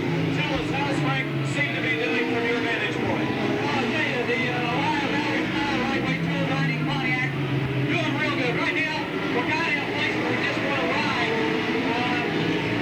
I think some races, it's not time to show your all when you get down to the last 25, 30 laps. So we're right now. Hopefully we'll have something for him at the end. Terry Shirley coming to you from the pits. Frank Kimmel. He says he might have something further. He's really going to show it until near the end of the event. Now back to you in the tower, Dean Taylor, Frank Scott. Well, I tell you what, just like a veteran, experienced crew chief dropping in those sponsors, although not leading the race, he knows to drop those sponsors' names in because that's what makes the racing possible for the number 68 machine. And again, the Ohio Valley Tire Company, Martin Landscaping, and Right Way Grinding Saw and Tool Racing Pontiac is shown his stuff here tonight. Frank Kimmel, the thing that champions are made of here tonight. Currently at 2nd place and riding along where he wants to be, or does he want to be out front? We're yet to see that yet. He has led a lot of the laps here tonight, but he is coming up on 86 laps away from a finish. They still have a ways to go, Dean. Well, you talk about the good teamwork, even on the Indiana Steel Raceway grinding Chevrolet Lumina on the ARCA circuit. Those two make a formidable force on any racing surface. Right now, they're hanging in tight to the thick of things. As Kimmel has regained a little bit of the distance that Winters had put up on him. Winters has got a lot of clear open track in front of it, about a full straightaway before he'll be coming along four cars. The number 15 of Tom Robinson and the number 7 of Buddy Fannin just ahead of him. Those will be the next cars that he'll have to contend with here in a moment. Third place running Keith Gardner is about a straightaway behind the race leaders, and I tell you what, if we could possibly find out maybe from the Gardner team, are they going full bore? Is that all the car has? Can they catch the race leaders? Those are some of the questions I'd like to find out myself. The Barley Ford number 98 of Keith Gardner, again, one of the quickest cars on the racetrack, but again, he is about a full straightaway behind our race leaders. Frank Kimmel is closing back in on Chuck Winters as they move down into turns 3 and 4. We could have a battle for the lead developing very shortly, Dean. Indeed, we might very well, Frank, as they two have definitely narrowed the margin. It's still Winters out in front by about 2 car lengths, but Kimmel is ever so slowly regaining the momentum that he has had earlier this event and put him out front for so many laps. Okay, the word is the top 3 cars have 2 laps over the rest of the cars in the field. Joe Williamson in car number 11 at 4th place is 2 laps down. Todd Robinson in car number 15 is 2 laps down. And Ron Phillips, unofficially around the number 6 position, is at least 2 laps down. Other cars in the event, Brian Baum still on the track, along with Dean Donahoe, the number 60 machine of Shannon Carroll, the number 12 of Preston Ford, new sponsorship of Neil Hoffman on his machine. He's still in the lineup. In charge and Charlie Glotzback in car number 20. He's still on the track. Hank Hartledge in car number 29. He is still on the racetrack, along with Buddy Fannin in car number 7. So that's a look at the cars that are still in the lineup. Our field snapshot, you might say, with 78 laps left to go in the event, Dean. Well, Frank, I believe Barry Good is standing by with the report down on pit road. I see him standing there with Big Kenny from the Chuck Winters racing team. Let's go down to Barry Booth. Good job, guys. Good job. And Kenny, we just talked to the crew chief on the Kimmel machine, and they said that they got the McDonald's Chevrolet, they're going to show the high starting laps. How's Chuck doing? And what do you think you got for him at the finish? Well, I think Texas riding us right now to see what Frank has to do, what we can do with each other, because it looks like it's going to be a 75-lap shootout. I'm sure it's going to be a nice clean hard race. I think it's anybody's ball game right now. So that's the thoughts of Kenny Ritter, and it looks like it is going to come down to about a 75-lap shootout for the finish, and neither driver willing to show the other one what they're holding. Now back to you, Dean Taylor. Thank you very much, Barry Boone. Right now, there it is, 75 laps left in this Bluegrass 300. It's still Chuck Winters out in front. Frank Kimmel running at 2nd, and Keith Gardner back on full straightaway in the number 3 position. A 75-lap shootout, but will it be nice and clean? We'll find out. 74 to go up on the scoreboard as Chuck Winters continues to lead this event. Frank Kimmel in the number 68 down into turns 1 and 2, and a pair of our track champions continue to show the way. And that statement holds true even if you look back to 3rd place, because the 2-time defending late model track champion Keith Gardner continues to run at 3rd. Again, he is about a half a lap behind our race leaders, and I'm sure Gardner would like to see a caution flag period, because that'd make his job a little bit easier in catching up with those race leaders. 72 laps left on the board here tonight. We'd like to welcome everybody tuned into our live coverage tonight of the Bluegrass 300, coming to you right here on the Race Channel from WTMG Radio. It has been a very good event. It has been pretty much the Gibbons leading most of the evening, with Chuck Winters out in front a time or 2. In fact, that's where Winters is at right now, out in front. He's trying to keep that car in front of the Ohio Valley Tire right way grounding number 68 of Frank Kimmel, who is running about 2 car lengths behind him, still biding his time. We saw Winters waited out earlier. Right now, it looks like Kimmel playing the waiting game as they continue to work their way down towards the finish of this 1993 edition of the Bluegrass 300. Charlie Glotzback set to go at least another lap down. Brian Baum spins up in turn number 4. No other cars were involved. Glotzback goes all the way up to the 5th lane to get around Brian Baum, but he goes yet another lap down to our race leader, Chuck Winters. We're under caution, and this is what Gardner was needing. Keith Gardner running at 3rd place, a very distant half lap third place running really wanted to see this caution flag. Charlie Glotzbach comes down pit road, and we're set to go to Barry Boone. He's standing by with the Gardner bunch, I believe. I did just have a conversation with Kevin Gardner, and Kevin's not sure whether they're going to pit the car yet. I think he's going to go out and try a little non-verbal communication with the driver of the car, Keith Gardner, He's got to nothing to determine lose, what they're going to obviously, so do. get right back He said up. he thinks they've got enough to go the distance, believe it or not, and that's what they intend to do unless Keith says I need to pit. So right now, here's the story. There it is right there. Gardner. And I think I saw a no out of the head shake of driver Keith Gardner. So we'll see what happens when he makes his way down the back straightaway. Back to you in the tower. Okay, very good point brought up here in the press box that Gardner has nothing to lose by pitting. He is far back in the lineup, but again, he has decided not to make a pit stop. He's slowing on the back straightaway and passing up his entrance into pit road, so he'll remain on the racetrack with 67 laps left here tonight in the Bluegrass 300. Charlie Glotzbach rolls back to the race action. All right, so that's the story right now with caution on the raceway once again. As we continue to work our way down, there's 67 laps left in this event. It's Chuck Winters out in front with Frank Kilroy second, Keith Gardner in at third on the field. Our Winston Racing Series leaderboard showing the number 11 of Joe Williamson at fourth and the number 15 of Todd Robinson running fifth on the field. That's the top five according to our Winston Racing Series board. Okay, car number 39, Ron Phillips, rolling up alongside of our race leaders as they move down into turns 3 and 4. And the field rolls out of the fourth turn behind the Bob Hook safety car as they roll down the front straightaway. Once again, this was a break surely for Gardner as he was about a half a lap behind our race leaders. Again, with the yellow flag coming out, now apparently the red flag is being displayed with 67 laps remaining. This has allowed Gardner to ease right on up, make up a half a lap on our race leaders, and he'll restart the event directly behind Frank Kimmel at third place. Parking the car very quickly, Barry Boone, what's the story from Bill Kimmel's?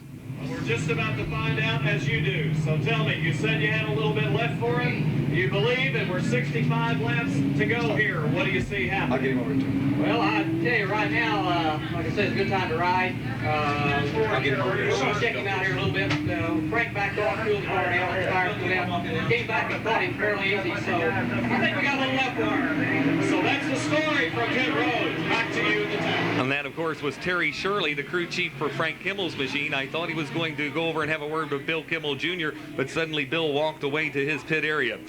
They're back under green here with 64 laps remaining, and it's Chuck Winters in the McDonald's restaurant. Craig and Landreth Cars. Carl's was sponsored by Kentucky Clutch Rebuilders and Auburndale Auto Parts and Machine. The race leader, the car owned by Dave and Nancy Culmer of Brooks, Kentucky. And it's Winters, the race leader, down into turns 3 and 4. Here comes Frank Kimmel to the inside, and the grandstand comes alive here on the front straightaway as the Jeffersonville, Indiana native takes a look to the inside and actually has thoughts of taking that lead back away again. But apparently he's going to hold off as there are 62, soon to be 61 laps left in this event. Bill Kimmel, we see, has taken up residence over in Frank's pit stall. Of course, these two are such of each other's racing programs. Obviously, when one's not there, the element is for the other brother. So right now, Frank Kimmel Jr. holding tight to second place. It'll be interesting to see how close Keith Gardner, the third place running car, can get to our lead twosome as they move back into turns 1 and 2. And the big question is right now, can Keith Gardner catch the race leaders and make a 3-car race of it?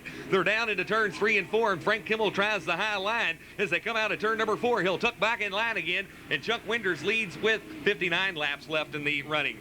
Todd Robinson in car number 15 pulled down on the pit road and hit one of the safety barriers down at the beginning of pit road, doing extensive damage to the right front of the automobile. That's probably not what he stopped for. He probably stopped for fuel or a chassis adjustment. Now he has substantial damage to the right front of his car after colliding with the safety barrier at the front of pit road. Meanwhile, our race leaders move out of turn number 4, and it's Winters, Kimmel, and Gardner. Gardner about 10 car lengths behind at third place. The number 12 of Preston Ford also going into pit road as he is back to the back a little bit, but apparently trouble on his car.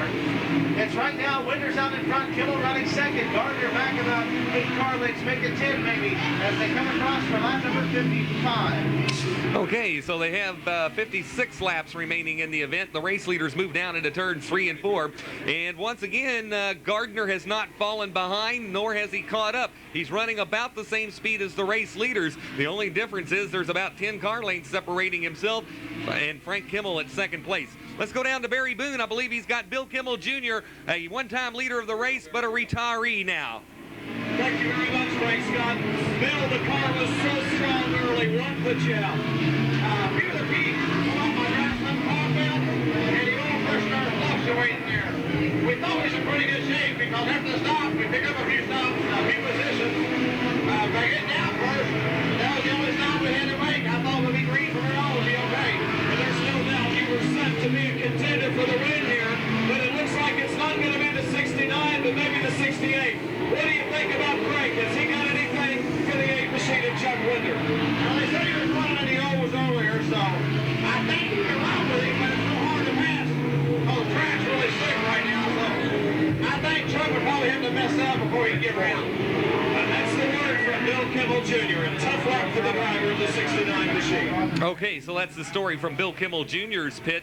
Bill Kimmel exiting the race after a dry sump belt, and that actually is the oil pump belt, fell off the car, and he began losing oil pressure. He pulled it behind pit wall, hoping to save the engine, and time will tell in the machine shop next week whether he did or not. The race leader is out front, and it's Chuck Winters in the number 8, Frank Kimmel in car number 68, and Keith Gardner's at third place, about 10 car lengths behind, as they move within 50 laps of the finish. 49 to go, Dean Taylor. Indeed, as they continue to work their way down. Being shown listed in fourth place on the Liberty Racing Series board is the number 11 of Joe Williamson. And looky here, running in the number 5 position, if that is indeed true, he's definitely the comeback story of the evening. The number 20 of Charlie Glatzbach being shown as running 5th place. But again, that's unofficial at the same time, as he is shown in the number 5 spot.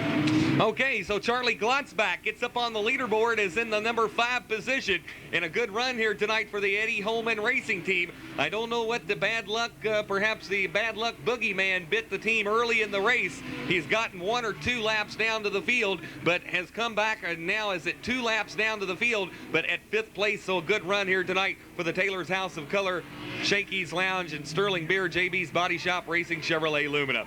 Preston Ford's on pit road, and the Neil Huffman sponsored Chevrolet Lumina, and the team has gone under the hood of Preston Ford's machine. And Barry Boone, I believe, is standing by with Todd Robinson. He's on pit road. He's been in for several laps, and he's standing by with Todd.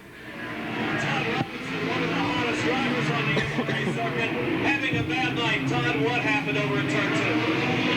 Well, like David, front tires, man. I'm patrolling out there, man. I've been doing that with it every day. Did you actually contact the outside retaining wall? I'll tell you, I bumped it. It just went to the left. And sometimes the mayor gets you, and that's exactly what happened to Todd Robinson. Said it's kind of a similar to Michael Roderick's deal up at Raceway Park. They just bumped wheels, jerked the steering wheel without half out of his hand, and that was the end of the night. The toe-ins knocked out, and Todd Robinson sits very upset on pit road. And I think as much as anything else, Todd is upset with himself after you at the tower. Well, I'll tell you what, Todd Robinson said the car won't turn left. You have to turn left about 1,200 times during the running of the Bluegrass 300. Race leaders move out of turn number 4, and Frank Kimmel's serious about taking the lead from Chuck Winters. He took a long look to the inside that time as they come down the front straightaway, but he tucks back in line once again. And Keith Gardner in car number 98 still remains about 10 car lengths behind our race leaders as the top 3 cars shuffle out of turn number 4. Going to be getting down to the nitty-gritty here as we're down to the 40-lap part. 40 laps of racing left in this event for our race cars. It's the number 8 of Chuck Winters still out in front. Frank Kimmel running there in second. Keith Gardner back away in third. Charlie Glatzbach now being listed as 4th on the field as he has gotten around the number 11 of Joe Williamson. Those 2 cars are 2 laps down to the rest of the field, but still running there in the 4th and 5th place position. A race within the race between Charlie Glatzbach and the number 11 of Joe Williamson, and Glatzbach has gotten around Joe Williamson and picks up 4th place. Still, nonetheless, he is 2 laps down to the race leaders, and with only 38 laps left in the event, it's going to be awful hard for Charging Charlie, even if he charges, to make up the time. I think Barry Boone standing by, and he's got Preston Ford's side of the altercation on the racetrack. Let's go back to Barry Boone with Preston Ford. Yes, I'm with the same Neil Huffman Subaru, entry number 12 of Preston Ford. Preston, what happened? I've been running with Donnie's brakes all night. I handled some rear brakes and it made it touch and go, so... On the board. He made it do like on the board, maybe running 5 or 6, so I'm trying to go racing. Somebody run me over, you know, just like Bobo on this first night. That's what happened. I tell you what, you can't run these stuff next to me. So that's the story for Preston Ford. A very upset race car driver after that accident. Back to you in the tower. Do you think, I tell you what, guys, do you think these drivers get emotional or not? I'd say they get emotional. They get really emotional when they're trying to go 80-some-lot miles per hour out here on the racetrack and no brakes on the cars. And I tell you what, they can really cause some hurt feelings sometimes. We're getting down to it, and it's less than the lappage of a regular feature event. And it's still a 2-car shootout for the lead. Chuck Winters to the outside of Shannon Carroll to put him yet another lap down, and Frank Kimmel chasing him on through. Keith Gardner, if he had anything for Frank Kimmel and Chuck Winters, I believe he would have showed it by now, but I don't think the number 98 of Keith Gardner has the power to get to the front this late in the race. The time is running out, and Chuck Winters is still in command. Frank, we need to watch our top 2 running cars right now. They're starting to come up on a lot of slower traffic. Right now, Chuck Winters working to the outside of Ron Phillips, the number 39 machine, putting him another lap down. They're coming up on the back bumpers to the number 11 of Joe Williamson, the number 74 Brian Baum. They're going to have to get around those 2 machines. This could be a possibility for Frank Kimmel to make a move if he wanted to, as these slower cars are going to start coming into play here within the next half lap. Well, they sure are, Dean, and they're going to simply become obstacles for our race leaders to try to avoid, as Chuck Winters hops to the outside of Joe Williamson into turns 1 and 2 to put him at least 3 laps down now, and now he'll hop to the outside of Brian Baum in turns number 3 and 4. It's Winder to the outside. Brian Baum here on the front straightaway. He brings Frank Kimmel right along with him. And I tell you what, it's become a high-speed chess game now for Frank Kimmel in car number 68. They're getting down to it now, coming up on 27 laps to go. And Frank Kimmel, if he wants to come away with his first Bluegrass 300, he's going to have to get around Chuck McWinders coming out of turn number 2 now and on the back straightaway. That's an interesting moniker. Good job, Frank. Chuck McWinders there. In the number 8 McDonald's Racing Chevrolet out in front right now. He's got a rear view mirror pulling the Ohio Valley Tire right wing rounding number 69 of Frank Kimmel. Frank's going to look to the outside out of turn number 2, but thinks the better of it down the back straightaway. Into turns 3 and 4. It's still Winters out in front, Kimmel right behind him, and in and third is the number 98 of Keith Gardner. 25 laps to go here tonight, and Chuck Winters is out front looking for his second consecutive Bluegrass 300 here at Louisville Motor Speedway. Got a call at the Speedway office a little earlier this week. A 3-year-old youngster here in the Louisville area was having a birthday party, and he said what he wanted most for his birthday party was to have Chuck Winters' race car parked in the front lawn of his house. And his dad made a little deal with the Winters racing team, and he came across, and the 3-year-old was satisfied this week during his birthday party. And Chuck Winters, a tiger that he is, the competitor that he is, the warrior that he is, also has a lot of heart. As he moves down into turns 3 and 4, he opens it up about 2.5 car lengths over Frank Kimmel. All right, Frank, we have had a change in scoring right now on our Winston Racing Series leaderboard. It has been checked by scoring and timing, and we find out now that officially running in 4th place, it's the number 7, the Kentucky engine machine of Buddy Fannin. Buddy Fannin is running in 4th place. Charlie Glotzback now has 5th. Okay, well, I tell you what, the Kentucky Engines racing team stables both the 7 and the 20 machine, and I tell you what, they probably like having either one or both of the cars in the top 5, and they got their wish here tonight. Buddy Fannin scoring more laps than we originally thought, and now he is currently in the number 4 position with Glotzback at 5th. But once again, both cars are more than 3 laps down now to the field. Coming up now, 20 to go, and Chuck Winters with a lead built up to about 6 car lengths now into turns 1 and 2. And I think Barry Boone is standing by with our race leaders pit crew, the Dana Racing Team. Barry? Yes, I am with Kenny Werner, Mr. Excitement, and man, he's an excited young man right now. Kenny, boy, the 8 machine continues to stretch out the lead. It looks like maybe he's run all the way. What do you think? It looks good, man. It ain't over there. I say, like the fat lady sings, our checker flag falls. We played the hair again, sitting there all year, run second 6 times. We're deep, big time. Yep, I'd say that's exactly right. The At the moment, he's stretched him out. He's got about a 4 to make that 5-car length advantage. Off into turn 4 down the front straightaway, back to you in the tower. Almost as old as Harry Gant, too, as well, as he moves back into turns 1 and 2. Former Kentucky Bourbon softball player. He's a fireman for the city of Louisville. And if you know, when you talk about race drivers here at Louisville Motor Speedway, and one that is certainly elevated to hero status, that certainly spells out Chuck Winders. The Golden Arches leads back into turns 1 and 2, and Frank Kimmel is desperately trying to hold on to get close enough to make a last one of the few last laps of the race bid for the lead. They're down the front straightaway, and it's Chuck Winders going for his second consecutive Bluegrass 300 tonight, Dean. Well, Chuck has definitely got the throttle wide open. There's 14 laps left in this race, 13 laps. He's turning about 15-1 right around where he qualified this evening. As he continues to scream, that car has definitely not faded one iota this evening. And he is continuing to dominate this event. He's opened up as good more daylight between himself and the second place running number 68 of Frank Kimmel. He puts Hank Hartledge another lap down, and he's going to continue to reland the 4th place running number 7 of Buddy Bannon. Okay, for 2 weeks in a row, Keith Gardner has experienced bad luck here at Louisville Motor Speedway. He had built up a pretty good lead in the point standings, but he saw Joe Williamson close in on him over the past few weeks. However, with his run here tonight in the Bluegrass 300, even a 3rd place finish, should he remain in that position, be a good run here tonight, as he will gain some valuable championship points over Joe Williamson. Joe Williamson, incidentally, is the MRA point leader coming into tonight's racing program, and he's not too far out of the top 5, I feel, although he is not on our electronic leaderboard.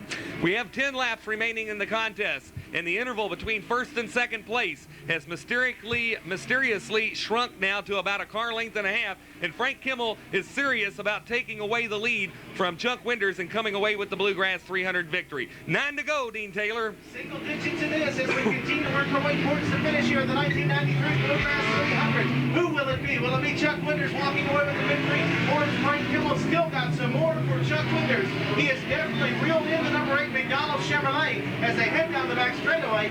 Winders dominating in the straights, but Kimmel able to catch up a little ground in the corners. They're going to keep it nice and close as they come across for 7 laps left in this event. Well, Frank Kimmel is so accustomed to running these longer distance races by his involvement on the ARCA Series circuit, and he's been patient and biding his time. The only problem is he's got 7 laps to get around Louisville Motor Speedway's most winningest driver, Chuck Winders. It's setting ourselves up for an all-star shootout, the 1989 and the 1990 late model track champion. They're down into turns 3 and 4, bumper to bumper. Kimmel goes to the high side, but he'll duck back in line again. 5 to go this time by, Dean. He slid a little bit high up the banking that time in turn 4. He was definitely going to make an outside charge, as Winders is right now still just a little too much for Kimmel. Kimmel's going to look to the outside again, but Winders has got that outside groove. He's going to shut him down as they come across. There's 4 laps left in this event. It's still Winders and Kimmel in that order as they continue down the back straightaway. In third, it's still Keith Gardner holding down that position solidly, with Buddy Bannon running 4th and Charlie Rockback listed at 5th. Out of turn number 4 and down the front straightaway, they're bumper to bumper as they shuffle back into turns 1 and 2 with less than 3 laps remaining. Frank Kimmel and the number 68 Ohio Valley Tire Company, Martin Landscaping and Right Way Grinding Saw into a Pontiac, gives a slight bumper check to Winders going down into turns 3 and 4 and then falls 2.5 car lengths behind Winders. There's 2 to go and probably only 1 last shot left for Frank Kimmel. They'll be looking at the white flag this time across, down the back straightaway for the next to last time, in through turns 3 and 4. Again, Kimmel going to look through the outside, but just not enough for that McDonald's Chevrolet, as Winders making that groove awful wide. Kimmel's going to pull her up to the outside, the white flag is out, down the back straightaway for the last time, take it home Frank Scott. Down into turns 3 and 4, and Chuck Winders will lay about a car length and a half off the inside pattern of the inside apron. He'll take the checkered flag by a half a car length over the number 68 of Frank Kimmel. Keith Gardner across the line at 3rd. Quickly, let's go to Barry Boone. He's on pit road with the Golden Arches pit crew. Boy, the Golden Arches it is. Everyone's starting down here in this end of the country. And after 300 laps, it comes down to a bumper shootout. Kenny Norman, what do you think about that finish? That's racing. That's the only way to do it. Frankie's a hell of a driver. Robert, how much time we got till the next Chuck race? was due for a win, like I said.